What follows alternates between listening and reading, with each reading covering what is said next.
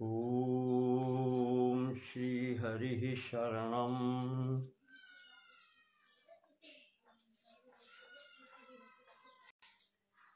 ओम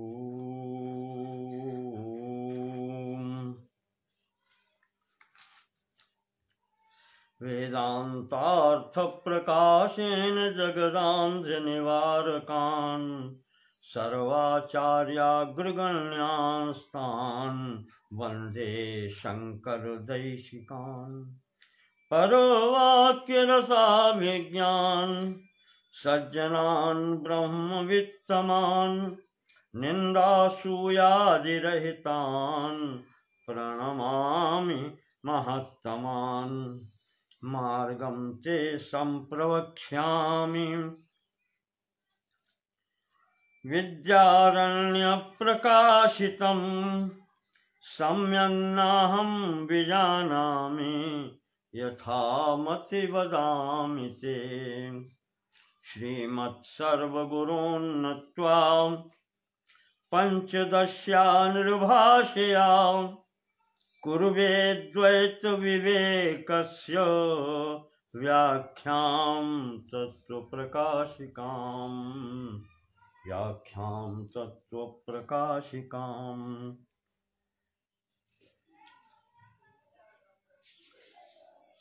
श्रीमद् विद्यारण्य स्वामी प्रणीत अद्वैत पर ग्रंथ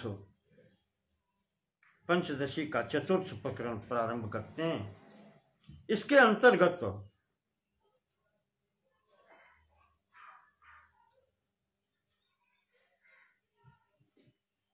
द्वैत पर विचार किया गया है। ईश्वर और जीव,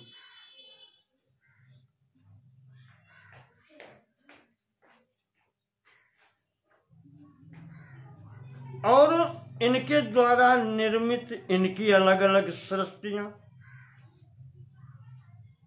ये बताया गया है कि सृष्टि दोनों समर्थ हैं सृष्टि करने में।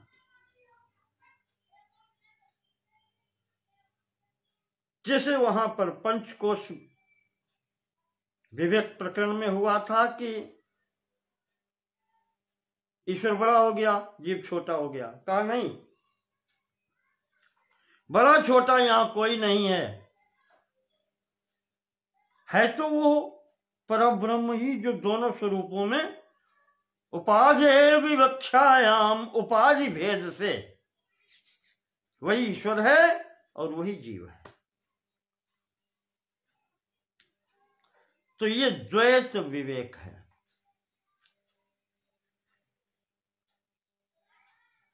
जब दोनों को जान पाएंगे तभी तो उसमें एकता कर पाएंगे।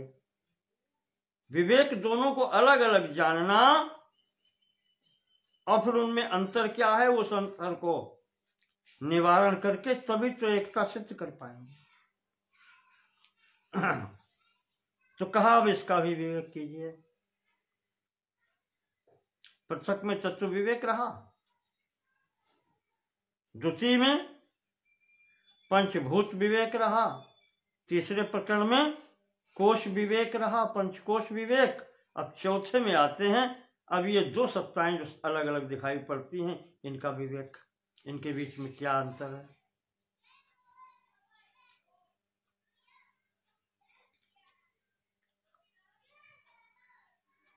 तो ईश्वरेणापि जीवेन सृष्टं द्वैतं विविच्यते। विवेके सति जीवेन हेयो बंधः स्फुटी भवेत्।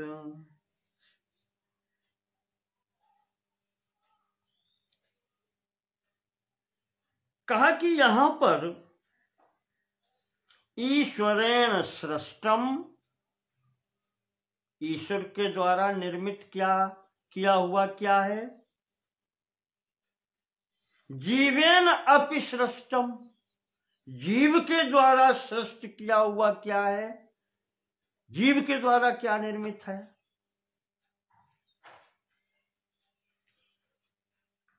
इस द्वैत पर विचार किया जाता है यहाँ पर। अविवेके सति जीवेन, जब विवेके सत्य, जब इन दोनों का विवेक हो जाएगा, ज्ञान हो जाएगा अलग अलग,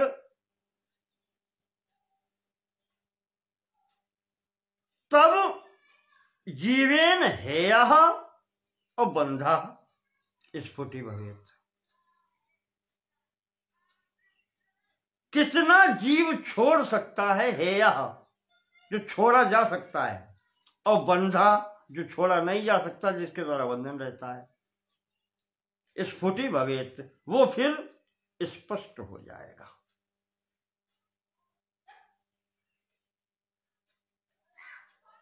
है कि नहीं? ईश्वरेण सृष्टः और जीवेन सृष्टः, दोनों का जब विचार किया जाएगा तब यहां पर स्पष्ट होगा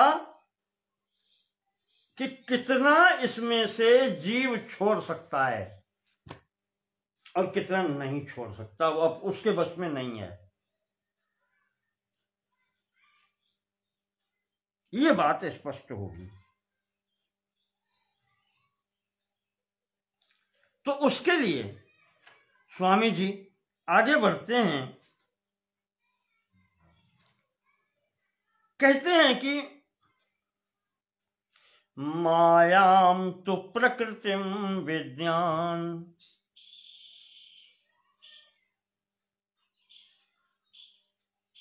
मायिनं तु महेश्वरम्, समायी सृजति इत्याहुः, श्वेताश्वतर शाखिनः। श्वेताश्वतर उपनिषद में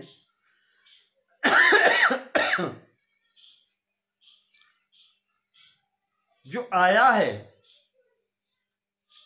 उस शाखा वाले जो महापुरुष हैं, उन्होंने अपने अनुभव से जो बतलाया है, वो कहते हैं कि मायां तु प्रकृतिं विद्यान और मायिनं तु महेश्वरम।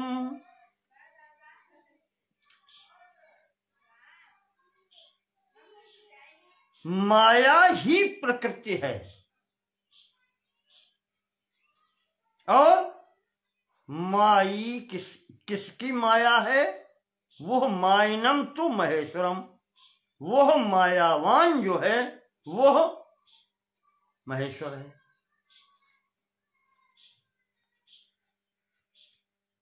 वो ब्रह्म है। किसकी माया है? वो ब्रह्म है। और कहते हैं कि समाई, माया किसकी है? परब्रह्म की है। और जब वो उसको स्वीकृत कर देता है तब वो मायावान कहें उसको या माई कहें, जिसकी माया है वो माया के सहित सृजति इत्याहुः, वो परब्रह्म परमेश्वर जिसने माया को स्वीकार कर लिया है, माया रूपी उपाधि धारण कर ली है, अब वो माई कहलाता है या मायावान कहलाता है या शक्तिमान कहलाता है। वो ही इस ईश्वर की रचना करता है।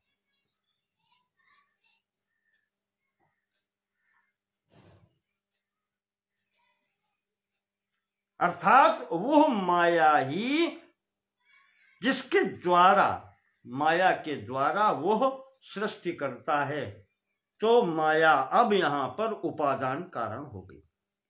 जैसे मिट्टी से घट बनता है तो बनाने वाला निर्माता वो निमित्त उपादान है और मिट्टी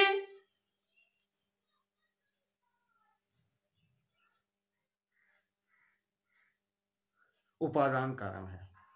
वो निमित्त कारण है बनाने वाला, और जो मिट्टी घड़ा बनाती है, जिससे घड़ा बनेगा, वो मिट्टी उपादान कारण है।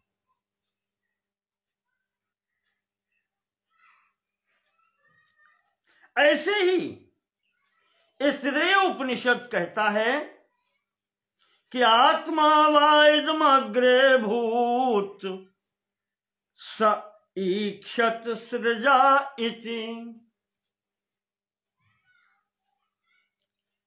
यहां आया है, देखिए श्वेता श्वेतर वाले कह रहे हैं कि स ईश्वरा माइनम तो महेश्वरम, वो ईश्वर है।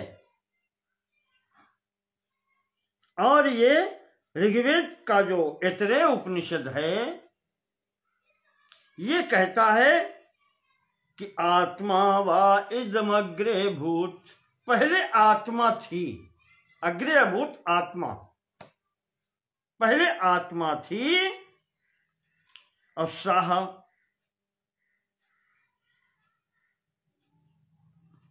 सृजे इति ईक्षत,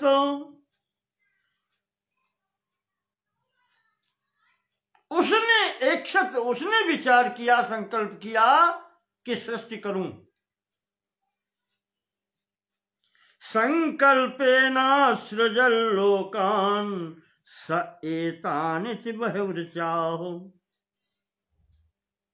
उसने ही सोचा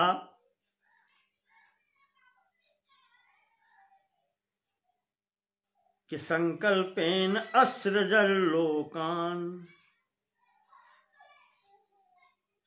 एतान इति बहिर्चाह। इसके शाखा के ऊपर जो ऋग्वेद के ऐतरेय उपनिषद वाले हैं बहिर्वृक्ष कहे जाते हैं। मंत्र शास्त्र है ये ऋग्वेद, इनके मंत्र जो है ऋचाएं कही जाती हैं। इस कारण से बहिर्वृचाः जो अच्छे जानकार हैं इन ऋचाओं के, वो ये कहते हैं कि आत्मा वा इदम एक एव अग्रे आसीद नान्यत किंचन, और कुछ नहीं था, सर्वप्रथम यह आत्मा ही थी। और उसने संकल्प किया, स ईक्षत सृजा, उसने विचार किया कि मैं सृजन करूं। ये आ गया ईश्वर से भी और आत्मा से भी, जीव से। फिर इसके बाद में और भी हैं, खम वायवग्नि जलोर्व्यो सद्यन्न देहाक्रमादमी, और वहां से ही सर्वप्रथम तदात्मना आकाशा संभूता, पैंगल उपनिषद कह रही है, यजुर्वेदी और तैत्तिरी भी कहती है, शुक्ल यजुर्वेदी और कृष्ण यजुर्वेदी सब कहते हैं। खम वायु अग्नि जल, आकाश वायु अग्नि और जल, और उसके बाद में पृथ्वी तत्व के अंतर्गत औषधियां, अन्न और देह, ये सब भोग और भोगायतन जो उसने कहा था, भोग भी समस्त और भोगायतन शरीर भी समस्त, ये सब इस प्रकार से संभूता ब्रह्मणस्तस्माद् एतस्मादात्मनो किला,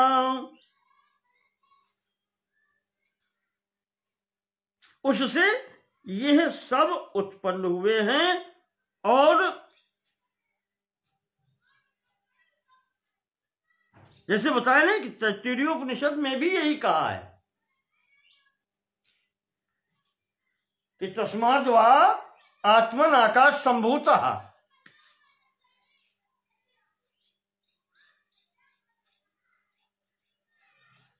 उसी से ये सब उत्पन्न हुए हैं।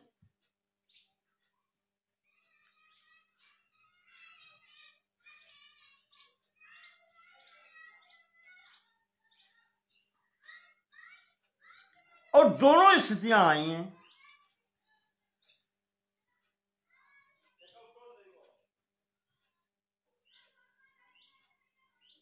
दोनों स्थानों पर जहां पर ब्रह्म की स्थिति ली है वहां पर भी आया है। सो कामयत, उसने विचार किया, संकल्प किया, बहुश्याम प्रजा एव,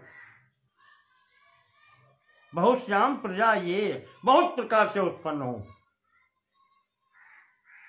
और ऐसे ही यहां पर है तदात्मनः आकाशा संभूता, इससे भी संभूत हुआ है। हर स्थान पर इसी प्रकार से उत्पत्ति है। फिर आगे देखते हैं,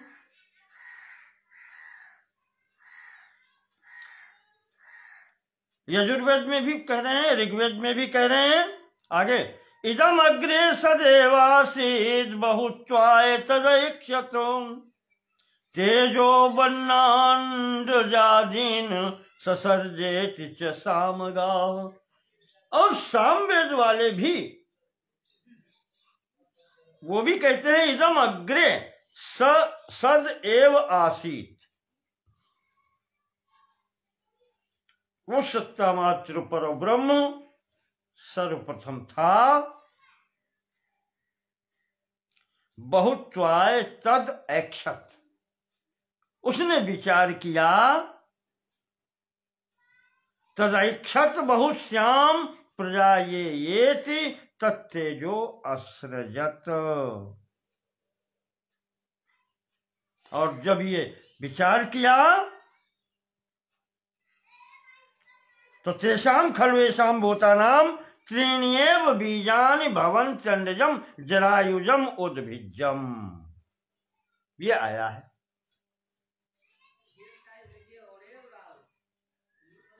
तो जब उसने विचार किया तो उसी कारण से ये सृष्टि उत्पन्न हुई, उसके संकल्प से।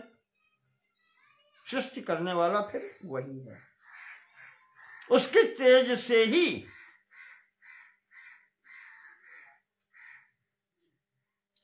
ये सभी तत्व उत्पन्न होते हैं।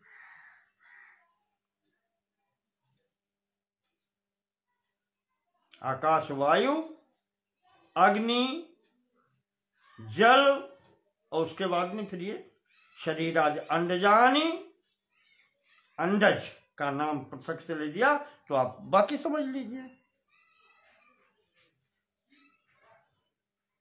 अंडज, जरायुज, उद्भिज इत्यादि ये सब उससे ही उत्पन्न होते हैं। ये सामवेदी लोग कहते हैं, प्रमाण दे रहे हैं। ये जो सबसे पहले ऋग्वेद का दिया,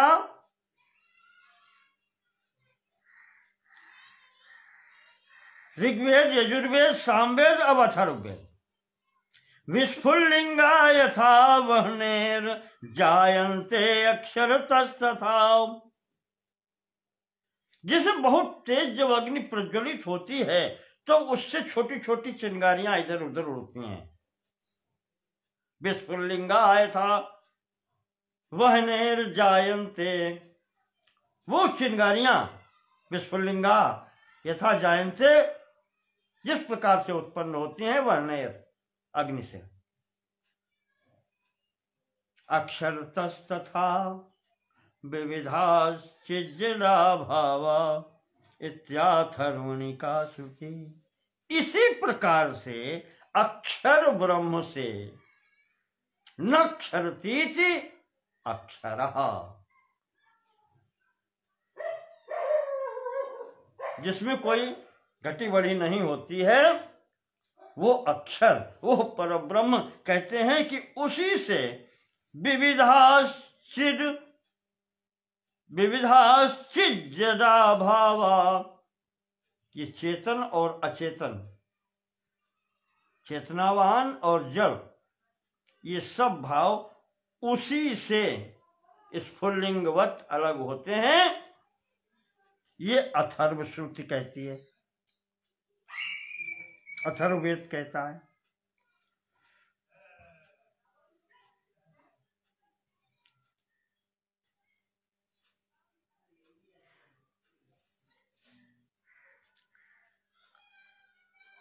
आगे कहते हैं कि जगद व्याकृतम पूर्वम, चारों वेद का बता दिया। सृष्टि यहां से ही होती है, उस परब्रह्म परमात्मा से ही होती है, अलग अलग प्रकार से। अब इन्हें थोड़ी सी धाराएं अलग अलग हैं, चारों में थोड़ा सा कोई विशेष अंतर नहीं है, उत्पत्ति सब उसी से।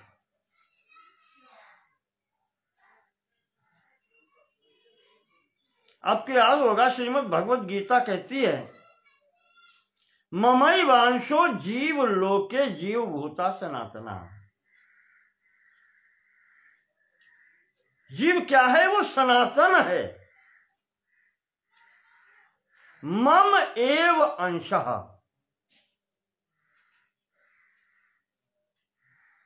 वो मेरा ही अंश है।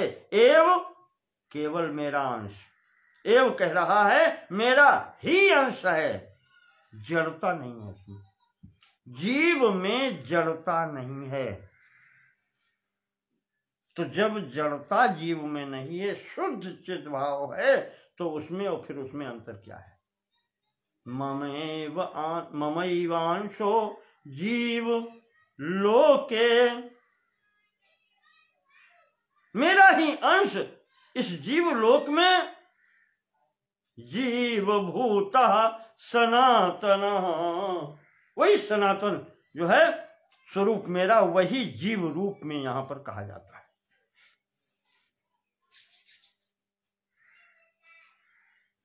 वस्तुतः मूल में कोई अंतर नहीं है। स्वामी जी आगे बढ़ाते हैं प्रसंग चारों वेदों का बता करके कि जगद व्याकृतम पूर्वम आसीद व्याक्रियताधुना दृश्याभ्याम नाम रूपाभ्याम विराडादिषु ते स्फुटे। पूर्वम जगत अव्याकृतम आसीत, अव्याकृतम जिसमें कोई विकार नहीं था, या यूं कह लें अव्यक्तम, अव्यक्त था।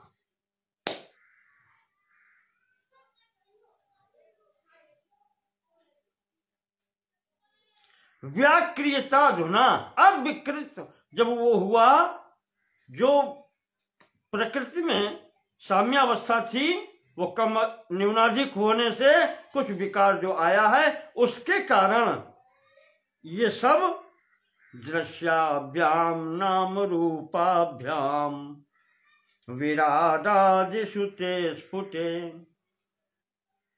उस विकार के कारण ही, न्यूनाधिकता के कारण ही ये दृश्य रूप में उपस्थित हुआ है, व्यक्त हो गया। जो अव्यक्त था वो व्यक्त हुआ है, जो नहीं पहले दिखाई पड़ता था अब दिखलाना उसी में प्रारंभ हो गया है।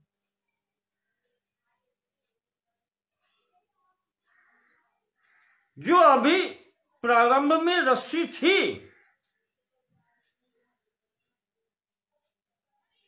अब वो सर्प में देखने लगी, वो सर्प जैसी दिखने लगी।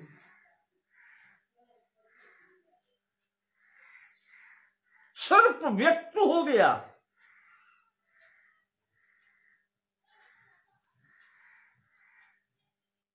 पहले सर्प अव्यक्त था, विकार आना। अब वो किस प्रकार से आया? प्रकृति के अंतर्गत न्यूनाधिकता से होता है, और यहां कहने तो प्रकाश की न्यूनता से रस्सी में सर्प दिखता है। अज्ञान रूपी अंधकार भ्रम उत्पन्न कर देता है। तो कहते हैं कि वो जब पहले जगत अव्यक्त था, फिर जब उसमें विकार हुआ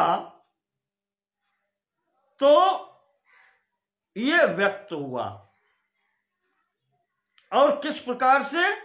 दृश्य उसमें आए और नाम तथा रूप आए। दृश्याभ्याम नाम रूपाभ्याम विराडादिषु ते स्फुटे। जो पहले प्रथम प्रकरण में बता चुके हैं। हिरण्यगर्भ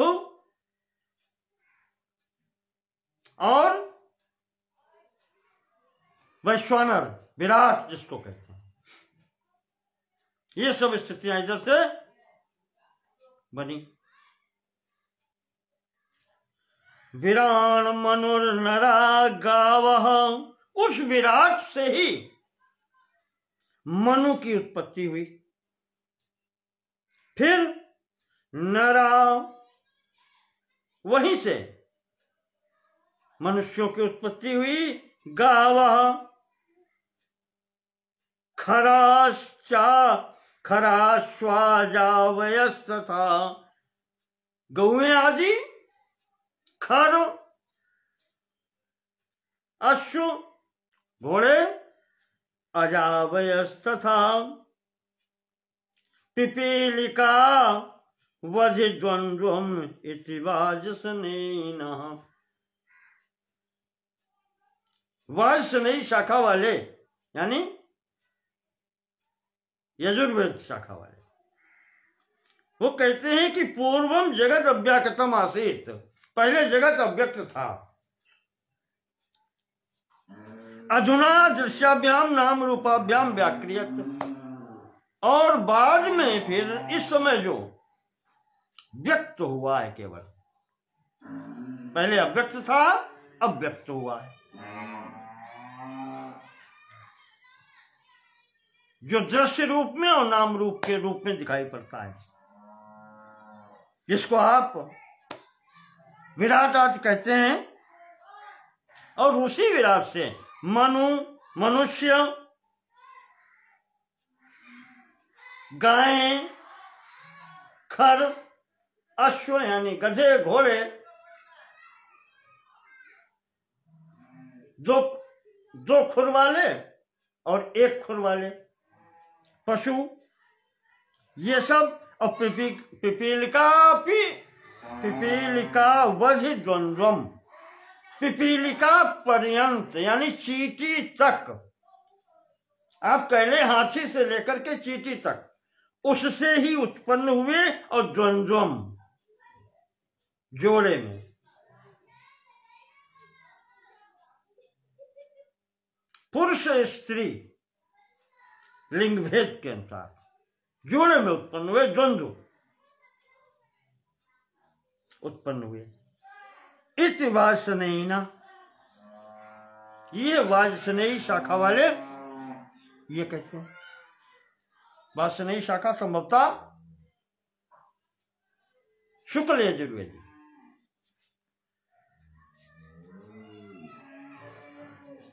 और शायद कृष्ण यजुर्वेदी कानु शाखा कहे जाते हैं। कृत्वा रूपांतरम जैवम देहे प्राविशदीश्वरः, कहते हैं कि वही ईश्वर, वही ब्रह्म, कृत्वा रूपांतरम जैवम, वही अपने स्वरूप से जीव होकर के प्रत्येक शरीर में प्रवेश करता है। इतिताः श्रुतयः प्राहुर जीवत्वं प्राण धारणात्, यही श्रुति कहती है कि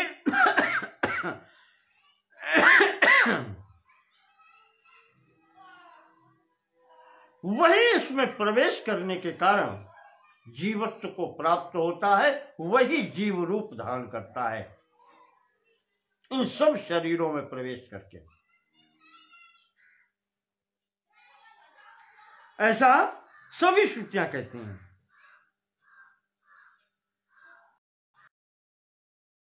ऐसा है चैतन्यम यदधिष्ठानम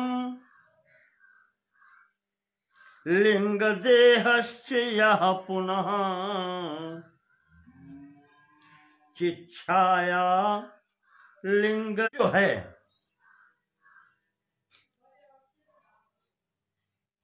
ये सब सृष्टि आधारित तो उस पर ही है। ये संपूर्ण वेदों का जो निष्कर्ष बता दिया, सृष्टि वही करता है, वही इसमें प्रवेश करता है। श्रीमद् भागवत में भी शायद देखा होगा, 3 स्कंद में कपिलोपाख्यान के पूर्व में वहां पर आता है, नोत्तिष्ठत् तदा विराट। सब कुछ निर्माण हो जाने के बाद में जब तक वो परब्रह्म उसमें प्रवेश नहीं करता, न उत्तिष्ठत् तदा विराट, वो विराट उठ के खड़ा नहीं होता है।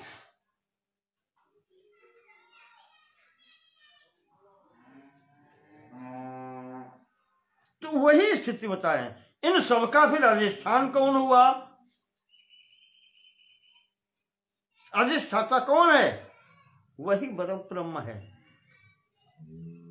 वही जब उपाधि ग्रहण करता है तो वही कार्य करता है, अन्यथा जड़ वस्तु की कोई स्थिति नहीं है। जड़ वस्तु क्या कर सकती है?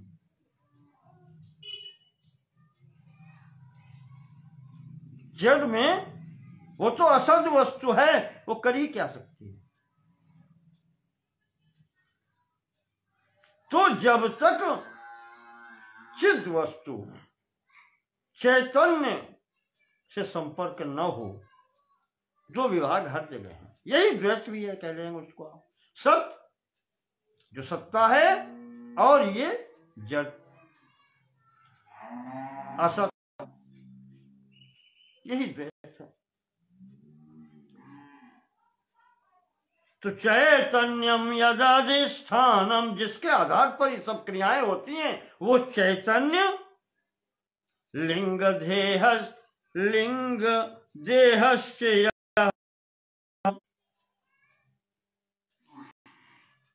कहते हैं कि लिंग देह वही धारण करता है। वो जो कूटस्थ है, वो जो परब्रह्म है, वही तो प्रकृति में स्वामधिष्ठा है। अपनी प्रकृति को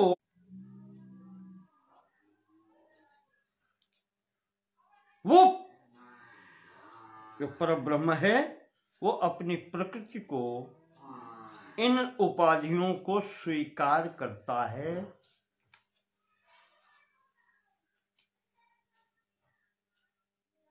और तभी उसमें वो प्रतिबिंबीभूत होता है, चैतन्योपहित होता है, चैतन्य प्रवेश करता है, तब उसे लिंग देह की प्राप्ति होती है।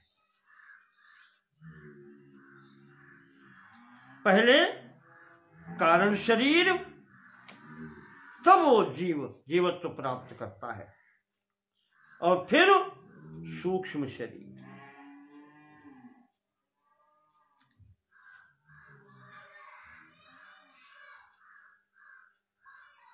तो इसका अधिष्ठान क्या है? वही परब्रह्म या जो परमात्मा है।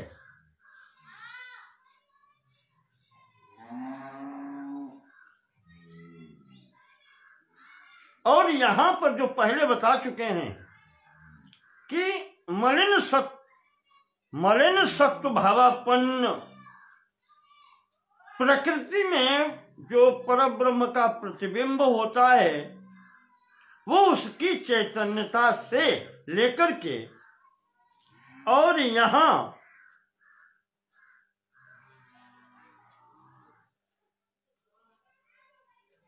जो 17 तत्वों का शरीर प्राप्त करता है,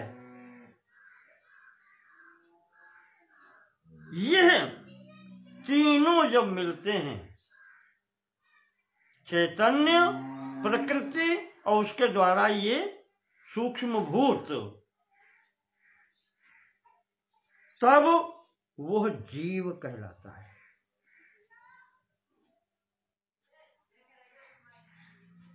या कारण शरीर में ही, जहां उसकी अवस्था प्राज्ञ कही जाती है, क्योंकि अविद्यावशगत तन्यः, यह अविद्या के वशीभूत होकर के यहां से आता है। इस कारण से उसमें अहम भाव जो रख लेता है, यही अविद्या का स्वरूप है। इस कारण से वो जीवत्व को प्राप्त हो जाता है। ये संग जो है मिलाकर के चैतन्य, प्रकृति और ये शरीर, या अहंता मिलाकर के ये संग जीव कहलाता है। तो माहेश्वरी तुमाया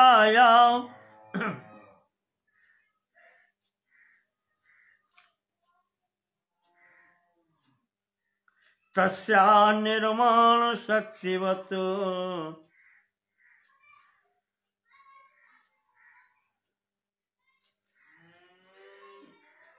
कहते हैं ये शक्ति जो माहेश्वरी शक्ति है, जिसे माया कहते हैं,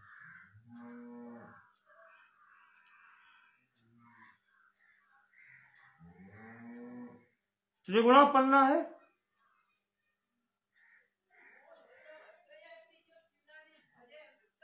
ये चूंकि मलिन स्वभाव हो जाने से इसमें अज्ञान मिश्रित हो जाता है। शुद्ध सत्वापन्न नहीं रहती है जब जीवत्व को प्राप्त करता है ये, तो सत्वगुण की न्यूनता हो जाने के कारण, और जो शुद्ध सत्वभावापन्न है वो ईश्वर है और उसकी प्रकृति उसके वश में होकर के फिर ये कार्य आगे करती है। तो यहां पर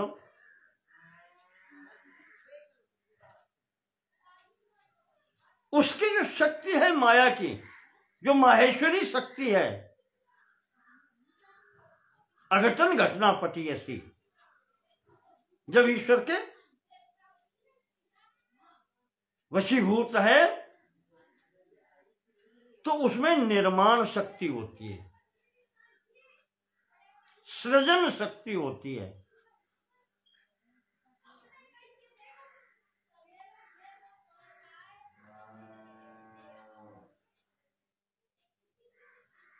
ज्ञान शक्ति भी होती है सतो भाव के कारण, पर थोड़ा सा उसका लेवल कम है, अज्ञान मिश्रित हो जाता है। इस कारण से थोड़ी सी न्यूनता होती है और वो ज्ञान तो रहता है पर शुद्ध ज्ञान नहीं होता है, मिश्रित रहता है। रजोगुण के फलस्वरूप क्रिया शक्ति होती है और तमोगुण के फलस्वरूप यहां पर मोहात्मिका शक्ति भी होती है।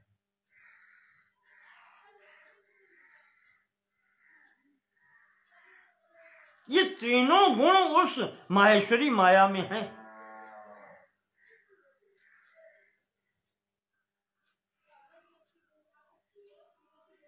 विचार शक्ति भी है, निर्माण शक्ति भी है और मोह में डालने वाली भी शक्ति है। तो विद्यते मोह शक्तिश्च तम जीवम मोहयत्यसौ, क्योंकि उसमें मोह शक्ति भी है इसलिए वो जीव को मोहित भी कर देती है। वो ईश्वर को मोहित नहीं कर पाती क्योंकि उसके वो वश में है और ये जीव इस माया के वश में है। अविद्यावशगस्त्वन्या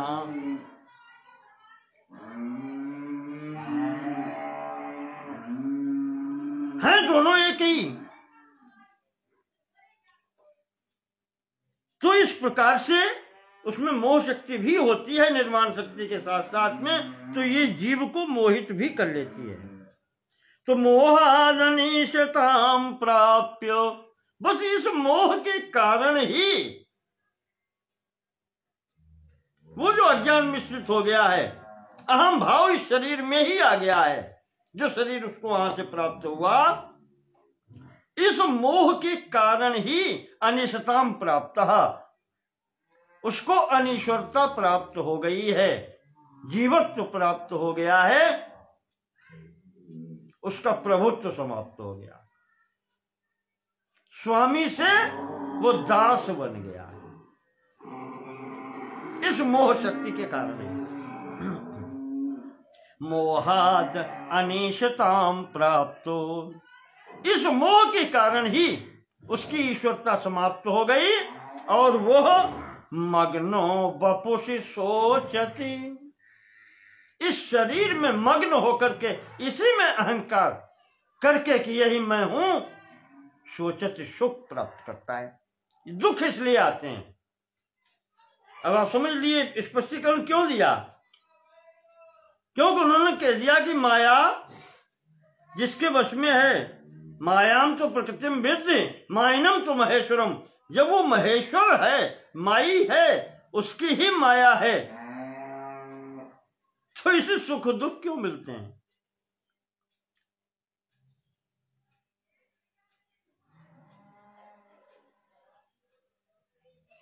वो अपने को अज्ञानी क्यों समझता है? सुख दुख क्यों होते हैं? ये विरोधी धर्म जो द्वंद्व कहे जाते हैं, कहां से आते हैं? कहते हैं इस प्रकार से आते हैं, मोहाद अनिशताम प्राप्तो। वो उसने जो अहम भाव कर लिया उस शरीर में कि यही मैं हूं, यहीं से अनिश्वरता की प्राप्ति हो गई। तो मोहाद अनिशताम प्राप्त मग्नो वपुषि सोचते, इस मोह के कारण उस शरीर में रहता हुआ वो सुख दुख प्राप्त करता है। ईश सृष्टम इदम द्वैतम, ये द्वैत जो है वो ईश्वर द्वारा सृष्ट है। यहां तक सर्वम उक्तम समासतः, स्वामी जी कहते हैं मैंने समास रूप से थोड़े में सब कहा बुझाई, थोड़े शब्दों में आपको बता दिया। यहां तक सृष्टि ईश्वर की है,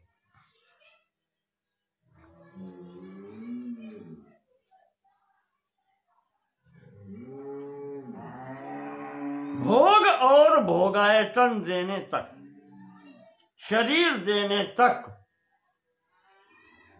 यहां तक यह माई और माया का प्रभाव है। इस सिस्टम इदम सर्वम, यहां तक ईश्वर रचित है।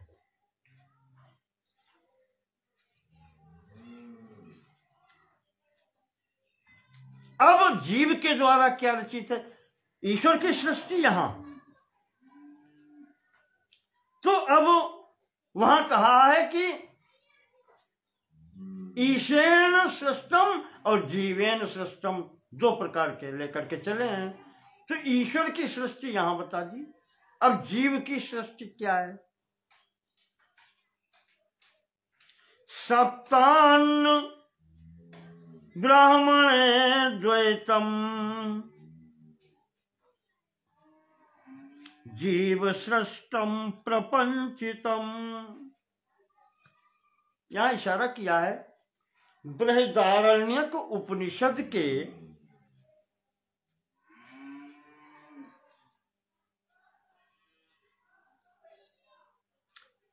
प्रथम ब्राह्मण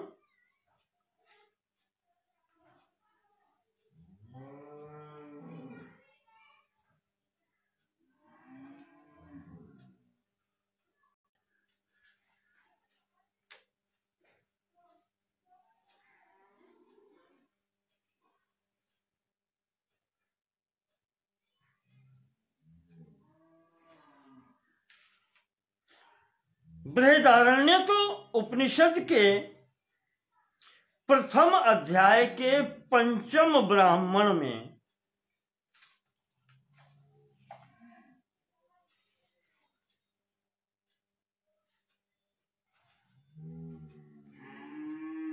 पहला ही मंत्र है,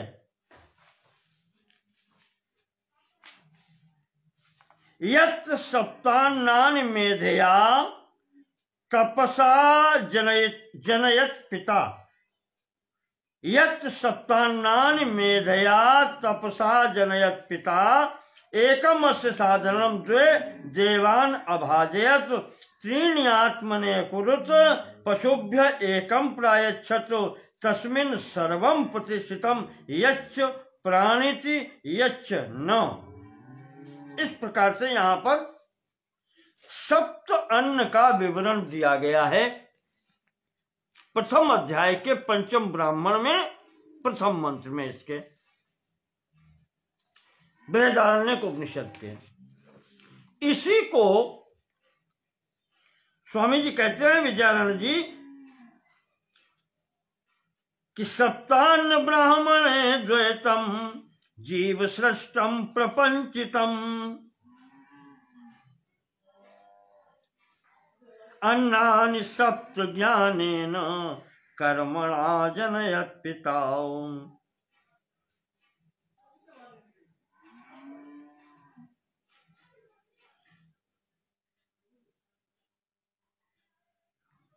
जैसे वहां पीछे कहा था कि आत्मा से ही उसने विचार किया कि सृष्टि उत्पन्न हो। आत्मा की बात आ रही है, जीव की बात करेंगे, जीव सृष्टि। तो आत्मा वा इदम अग्रे अभूत स इक्षत सृजा इति, जो पहले कह चुके हैं ऋग्वेदी ऐतरेय उपनिषद के अनुसार, उसी के अनुसार यहां पर जब ये चल रहे हैं बृहदारण्यक श्रुति जो है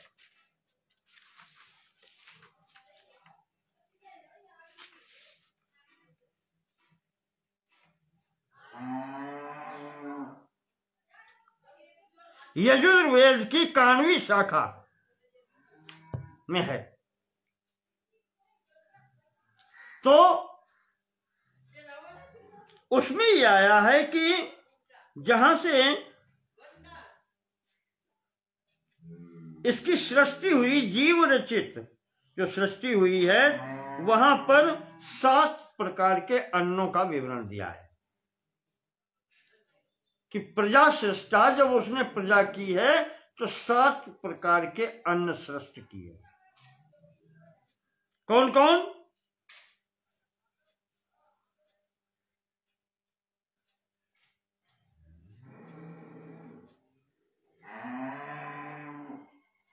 अन्नानि सप्त ज्ञानेन कर्मणा अजनयत पिता। स्वयं पिता होकर के बच्चों के लिए 7 प्रकार की अन्नों की सृष्टि की, अजनयत उत्पन्न किए, ज्ञानेन और कर्मणा, विचार से और कर्म से, चिंतन करके ये किया उसने। मर्त्यान्नमेकम देवान्ने द्वे पशुन्नम चतुर्थकम।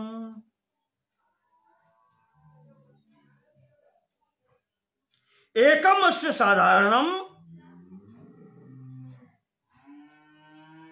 मर्त्यानाम एकम। मनुष्य के लिए एक प्रकार का अन्न है। इसके दूसरे मंत्र में आया है बृहदारण्यक के, क्या है? व्रीह्यादि। यव व्रीह आदि, ये अन्न जो है एक प्रकार का अन्न, ये है उसके लिए है।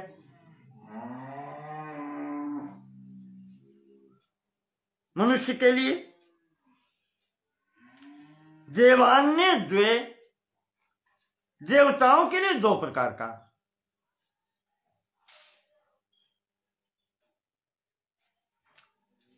ये 2 भागों में है,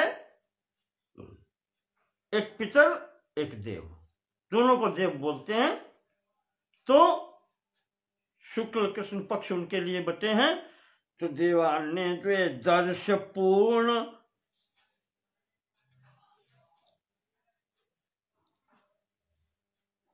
दर्श और पूर्ण, पूर्णमासी आदि। दर्श कहते हैं अमावस, और पूर्णमासी शुक्ल पक्ष और कृष्ण पक्ष के अनुसार 2 प्रकार के अन्न उनके लिए दिए गए।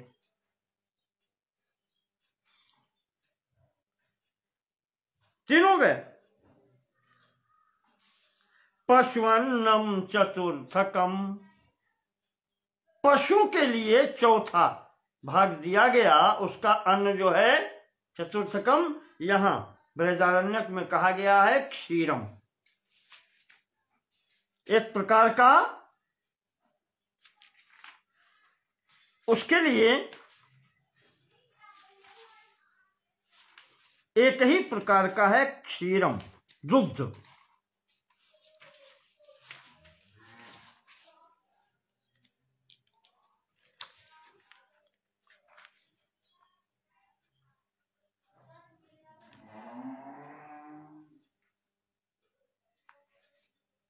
तो यहां पर 4 प्रकार के ये हो गए। और उसके बाद में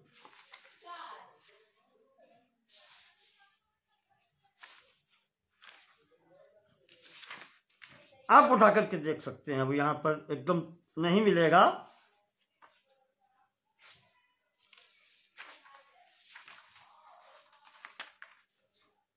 दूसरे मंत्र में यह आया है, लंबा सा है, यत् सप्ताहानि मेधया तपसा जनयत पितेति मेधया ही तपसा अजनयत प्रिया।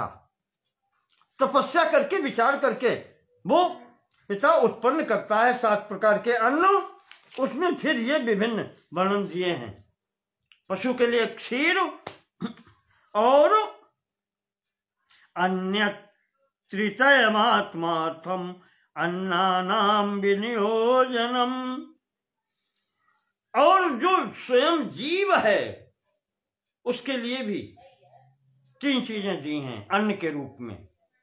इससे वो पुष्ट होता है। कौन से? यहां पर आया है मंत्र में, मन, वाणी और प्राण। क्या कह सकते हैं आप? मन, वाणी का मतलब इंद्रियां, और प्राण हो गया पूरा सूक्ष्म शरीर। इतने में ही सूक्ष्म शरीर होता है।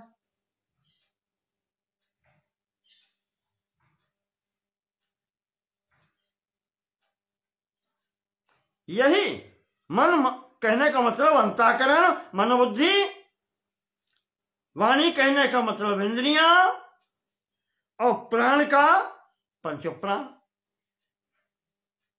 यह अन्न है उसका, जीव मात्र का जितना भी है।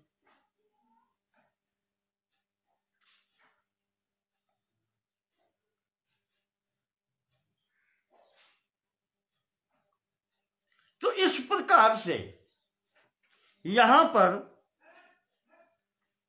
ब्रीहियादिकम, हाँ दे दिया आगे उसमें कि ब्रीहियादिकम दर्श पूर्ण मासौ क्षीरम तथा मनः वाक् प्राणश्चेत सप्तत्वम अन्नानाम अवगम्यताम। 7 प्रकार के यहां पर अन्नों के नाम दे दिया है।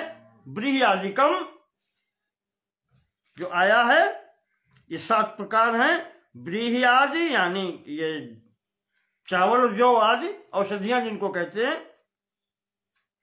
और दर्श पूर्णमास, क्षीरम पशुओं के लिए क्षीर, और जीव के लिए मन, वाणी और प्राण।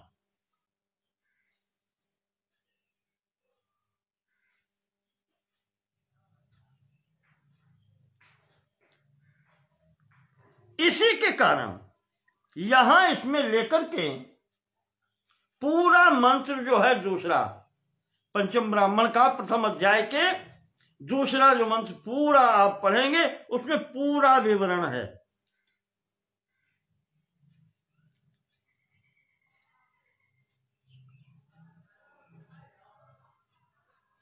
यहां जो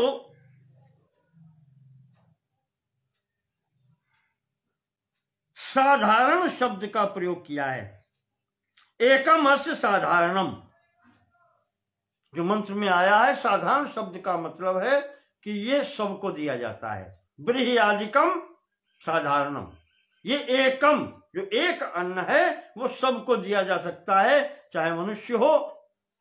मर्त्या नाम लिखा है, यहां पर लिखा है मर्त्यान्नम एकम, तो ये सभी मर्त्य हैं, चाहे देव हो, चाहे मनुष्य हो, चाहे पशु हो, इस सब को कुल मिलाकर सब मिलाकर के एक ही है, और उसको इस प्रकार से अलग अलग करें तो एक साधारण है जो सबको दिया जाता है, और इनके देवताओं के लिए दो प्रकार के और हैं, दर्श और पूर्णमास, शुक्ल और कृष्ण पक्ष के अनुसार। और यहाँ पर पशुआनाम, पशु के लिए एक प्रकार का जो है जिसको कहते हैं दुग्ध, और जीव मात्र के लिए मन, वाणी और प्राण, ये तीन। इस प्रकार से यहां पर या जिसको भूत यज्ञ कहते हैं, ये जितने अन्न गिनाए हैं ये 7 प्रकार के ही अन्न भूत यज्ञों में प्रयोग होते हैं। या कह लें कि यहां पर जो भी यज्ञ की जाती हैं उनमें अब ये